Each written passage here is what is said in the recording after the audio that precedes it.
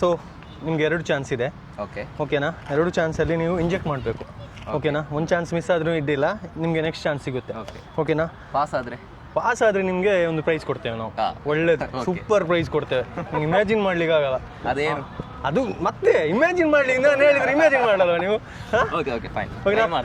Try ಮಾಡುವ. Ready? 1 2 3 start. First ಆಮೇಲೆ